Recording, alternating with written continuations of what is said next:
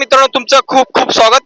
मित्रांनो, सध्या मी येवले तालुक्यामध्ये आहे व खामगाव या ठिकाणी थोड्याच वेळात संघर्ष योद्धे मनोज जरांगे पाटील यांचं आगमन होणार असून येवल्यामधील आपल्या बरोबर मराठा मराठा भगिनी आणि बांधव आपल्या सोबत आहे. धन्यवाद ताई. काय नाव आपलं? ॲडव्होकेट स्वप्ना दीपक. जरांगे पाटील या ठिकाणी येणार आहे. मोठं आनंदाचं वातावरण आहे. भरपूर मराठा बांधव आता या ठिकाणी आले. ठिकठिकाणी त्यांची स्वागताची मोठी तयारी सुरू झालेली आहे व संपूर्ण महाराष्ट्राचं लक्ष येवल्याला लागलेलं आहे. आता विधानसभा पण काही तासांवर आचारसंहिता लागते. कसं बघता आपण याच्याकडे बघताना मला एकच सांगावंसं वाटतं की सरकारने ज्या 17 जाती किंवा 15 जाती याच्यामध्ये ओबीसी मध्ये टाकल्या, आज कुठलीही मागणी नसताना त्यांना अचानकपणे एक गिफ्ट देऊन टाकलं. आणि आमची 1984 पासून अण्णासाहेब पाटलांपासून मराठा समाजाची मागणी आहे की आम्हाला ओबीसी मधनं आरक्षण द्या. आम्ही आमचंच आरक्षण मागतो आहे. आम्ही दुसऱ्याच्या ताटातलं मागत नाहीये. ते द्यायला सरकार एवढं वेळ लागत आहे. त्यामुळे जसं लोकसभेला जागा दाखवून दिलेली आहे यांना, त्याचप्रमाणे येवला विधानसभेतलेही सच्चे मराठे यांना यांची जागा दाखवून देतील अशी मी अपेक्षा व्यक्त करते. आणि जे सध्या एक मीम पण चाललेलं आहे सोशल मीडियातून, काही सरकार पुरस्कृत लोक मराठा समाजाविषयी अभिव्यक्ती स्वातंत्र्याच्या नावावर अनेक घाणेरड्या पोस्ट टाकता आहेत आणि आमच्या समाजातल्या तरुणांना एक प्रकारे चिथावणी देण्याचं काम करता आहेत. नाशिकमध्ये जे घडलेले आहे, नाशिकमध्ये नुकतंच निषेध आम्ही व्यक्त केलेला आहे. ही वेळ आमच्या तरुणांवर आणि आमच्यांवर पुन्हा येणार नाही याची दक्षता सरकारकडनं घेण्यात यावी. आणि जे वाचाळवीर ही अभिव्यक्ती स्वातंत्र्याच्या नावावर ही सगळी जी काही यांनी चालू केलेली आहे स्कीम, तर ती थांबवण्यात यावी त्वरित. नाही तर प्रत्येकाला त्याची जागा दाखवली जाईल आणि त्याला समजेल अशा भाषेतच प्रत्युत्तर केलं जाईल. एवढं मी इथं सांगू इच्छिते माध्यमांच्या माध्यमातून. एक महिला म्हणून तुम्हाला माझा प्रश्न आहे. आरक्षणाचा एवढा 14 महिन्यापासून लढा चालू आहे, परंतु फडणवीस साहेबांनी एकदा साधारण 4 महिन्यापूर्वी एक स्टेटमेंट केलं होतं की जो लोकसभेचा जो 2 लाखाचा जो नरेटिव्ह आहे, तो नरेटिव्ह आम्ही लाडक्या बहिणीमुळे आम्ही तो नरेटिव्ह भरून काढू. मला सांगा, मराठा भगिनी सुद्धा यामुळे लाडक्या बहिणीचा जर विचार केला तर एका महिन्याला जवळपास 7,500च्या आसपास आता पैसे भेटले. यामुळे खरोखर फडणवीस म्हणता यांचं वक्तव्य खरं ठरेल का? लाडकी बहीण योजनेच्या माध्यमातून सरकारने 1,500 रुपयाच्या 15 टिकल्या आम्हाला दिलेल्या आहेत. मला एकच म्हणायचंय, 1,500 रुपये दिले, इकडे तेलाचे भाव वाढवले, गॅसचे भाव वाढवले. आणि ही जी काही लाडकी बहीण योजना आहे, फडणवीस साहेबांनी त्यांचा बंगला विकला नाही किंवा एकनाथ शिंदे साहेबांनी किंवा आमच्या अजितदादांनी त्यांचे वावर विकून दिलेलं नाहीये. हे आम्हीच लोकांनी भरलेले टॅक्स आहेत. आमचे जे बंधू भगिनी जे टॅक्स भरतात त्यात मी पण एक आहे. आम्ही टॅक्स देतो आणि त्या टॅक्सच्या पैशातनं ही लाडकी बहीण योजना राबवली जाते आहे. फक्त आता जर का ही गोष्ट असेल तर ह्या लाडकी बहीण योजनेसाठी सरकारने जे चालवलेलं आहे, कॉन्ट्रॅक्टर लोकांचे पैसे थांबवले, शिक्षकांचे पैसे थांबवले, अनेक योजनांचे पैसे थांबवून या लाडकी बहीण योजनेला वळवले गेलेले आहेत. आता आम्हाला मराठ्यांना जे सांगितलं जात आहे की अण्णासाहेब पाटील महामंडळाच्या माध्यमातून तुम्हाला कर्ज वितरित केलं जात आहे. अण्णासाहेब पाटील महामंडळाची आम्ही तुम्हाला स्थापना करून दिलेली आहे. तर मी आपल्या लाडक्या उपमुख्यमंत्री साहेबांना सांगू इच्छिते, परशुराम महामंडळाची तुम्ही स्थापना केलेली आहे साहेब. त्याची तर कुठेही वाच्यताही नव्हती आणि कुठेही काही कानोकानी खबर न होता परशुराम महामंडळाची तुम्ही हे स्थापना केलेली आहे. आणि मी सांगू इच्छिते की आमच्या अण्णासाहेब पाटील महामंडळाचे सुद्धा पैसे थांबवले गेलेले आहेत. त्यामुळे ह्या कुठल्याही वेबसाईट जे काही अर्ज ह्या योजनांच्या माध्यमातून करावे लागतात ते सगळे ऑनलाईन करावे लागतात. सगळ्या साईट डाऊन करून ठेवलेल्या आहेत. कारण लाडके बहीण योजनेला देण्यासाठी जो काही पैसा आहे तो सगळा ह्या योजना थांबून, सरकारने विकास कामं थांबून हा पैसा स्वतःच्या राजकीय पोळी भाजण्यासाठी हे सगळं केलेलं आहे. त्यामुळे ज्या सुशिक्षित माझ्या बहिणी आहेत तर त्या हे तर नक्कीच सांगतील सरकारला, पाहिजे का लाडकी बहीण पैसे पाहिजे, आरक्षण पाहिजे. कारण मला माझ्या माता भगिनींना 1,500 रुपये घेऊन आनंद होणार नाही. कारण आज त्यांच्या घरातल्या मुलाबाळांच्या हाताला काम नाहीये. त्या 1,500 रुपयात सुद्धा किराणा होत नाही, एवढी महागाई या सरकारने वाढवलेली आहे. त्यामुळे आधी आमच्या हाताला काम द्या, आम्हाला फुकटचं काहीही देऊ नका, पण आमच्या हाताला काम द्या, रोजगाराच्या संधी आमच्या पोराबाळांना उपलब्ध करून द्या. आणि शैक्षणिक दृष्ट्या जे काही आम्हाला हे होत आहे आता, की अभ्यासही आमच्याच पोरांनी करायचा आणि फी सुद्धा आम्हीच जास्त भरायची, याच्यासाठी आम्ही आरक्षण मागतो आहे. लवकरात लवकर हा आरक्षणाचा प्रश्न सोडवावा. आणि मी केंद्रीय गृहमंत्र्यांनाही आपल्या माध्यमातून सांगू इच्छिते की जर का आपण मराठ्यांची बरोबरी जाट आंदोलनाबरोबर करत असाल तर ते जाट होते, आम्ही मराठे आहोत आणि हा महाराष्ट्र आहे. शाहू फुले आंबेडकरांच्या हे आम्ही जपतो आहोत आणि महाराष्ट्र ही जागा तुम्हाला दाखवून देईल की आमची बरोबरी कुणाबरोबर करू नका. दादा ताई, दादा नमस्कार, आपलं नाव काय? अभिजित दुसरे पाटील सरळे. विधानसभा आचारसंहिता काही तासातच लागणार आहे. येवल्याच्या लढती संपूर्ण महाराष्ट्राचं लक्ष लागलेलं आहे. काय वाटतं, जरांगे पाटलांनी जर येवल्यामध्ये जर उमेदवार जर जाहीर केला तर भुजबळ हे महाराष्ट्राचे उपमुख्यमंत्री राहिले, एवढी मोठी टक्कर जर दिली समजा एखाद्याने, तर आपलं सहकार्य काय राहणार मराठा म्हणून, तरुण म्हणून? गंमत अशी आहे की कुरुक्षेत्रावर जेव्हा पांडव आणि कौरवांचं युद्ध झालं त्यावेळेस द्रोणाचार्यांनी ज्या कौरवांना ही युद्ध करण्याची पद्धत शिकवली आणि पांडवांना शिकवली, परंतु पांडव हे धर्माबरोबर होते आणि कौरव हे धर्माच्या विरोधात होते. कौरवांचा असा गैरसमज होता की पांडव पाचच आहे, परंतु या मृत्यू लोकाचा करता धरता प्रभू कृष्ण भगवान त्यांच्या सोबत होते, म्हणून करता कौरवांचा पराभव झाला. आणि भुजबळ साहेबांनी भूतकाळामध्ये किती पद भोगली हे माहित नाही, इथून पुढे किती भोगतील हे माहित नाही, पण त्यांचा काळ जवळजवळ संपुष्टात आलेला आहे आणि त्यांचा काळ संपवण्याचं काम या मराठ्यांचा श्रीकृष्ण आदरणीय जरांगे पाटील करणार. दादा यानंतर नमस्कार, आपलं नाव काय? प्रवीण शिवाजी कदम. विधानसभा आता आली, आचारसंहिता काही तासातच लागणार आहे. येवल्याच्या लढती पूर्ण महाराष्ट्राचं लक्ष लागलंय व आपल्याला नेमकं काय वाटतं?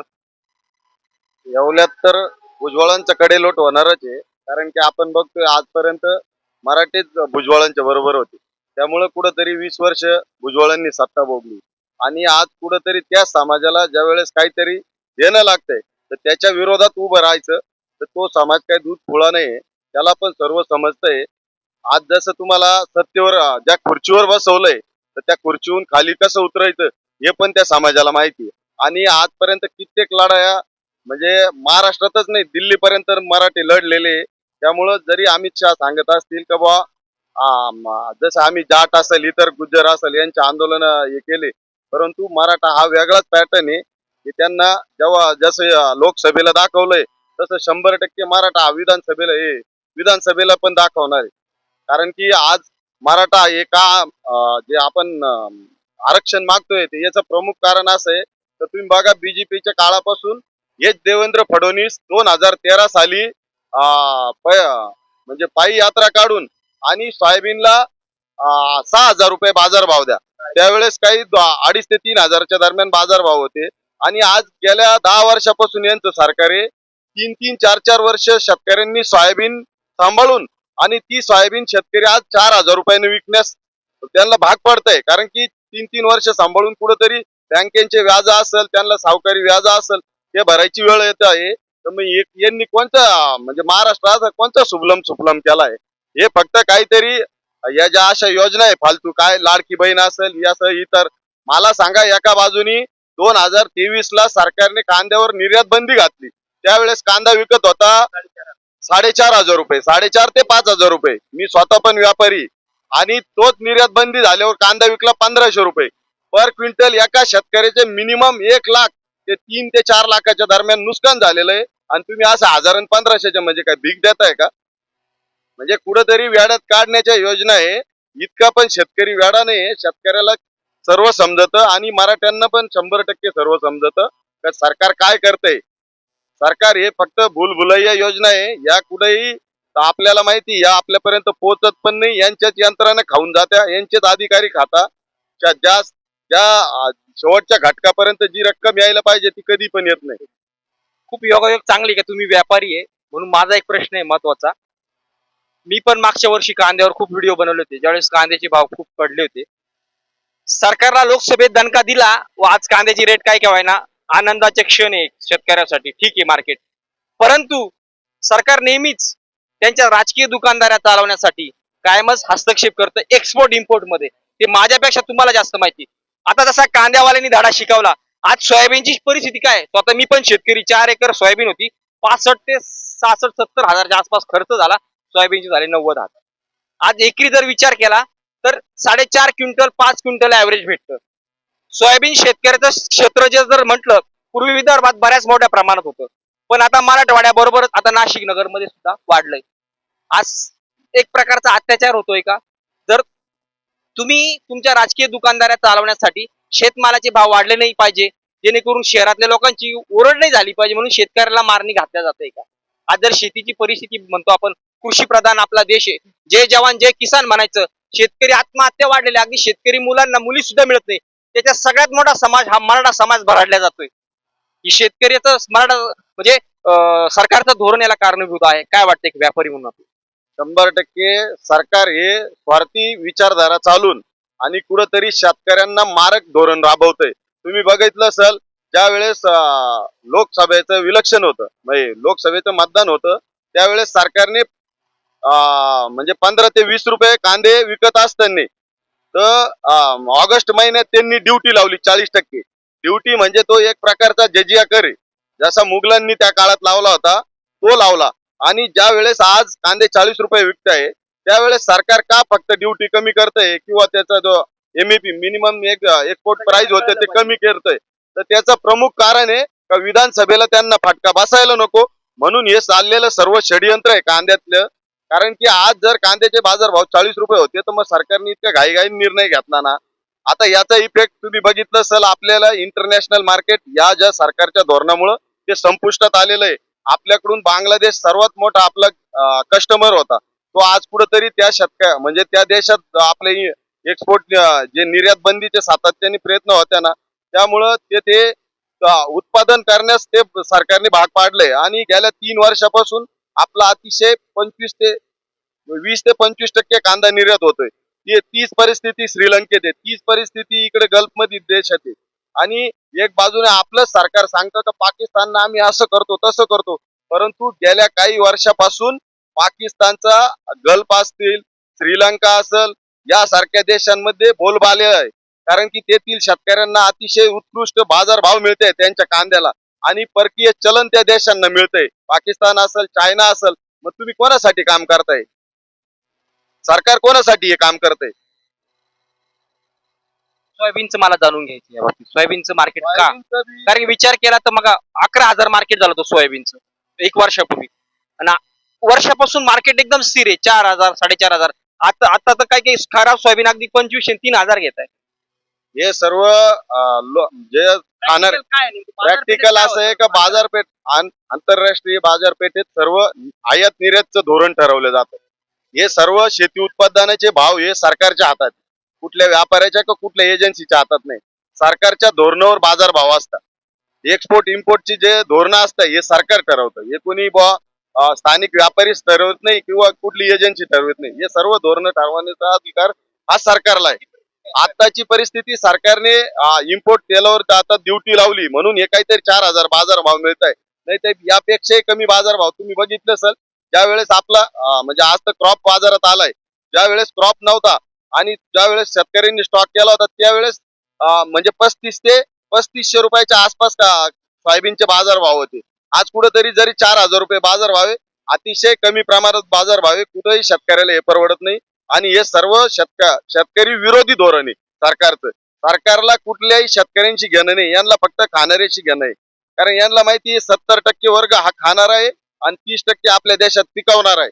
त्यामुळे सरकारचं सर्व धोरण हे शेतकरी विरोधी. जरी आज शेतकऱ्यांच्या बरोबरीने सरकार दाखवत असेल आम्ही शेतकऱ्यांसाठी लय काय करतो, परंतु असं अजिबात नाही. सर्व जे धोरण आहे हे शेतकऱ्यांच्या विरोधात धोरण आहे, खाणाऱ्याच्या बाजूनी धोरण आहे. सरकारला फक्त मतदानाची टक्केवारी त्यांच्या बाजूनी कशी वाढल यासाठी हे धोरण राबवले जात्या. त्यांना कुठल्याही शेतकऱ्यांशी काही घेणं नाही.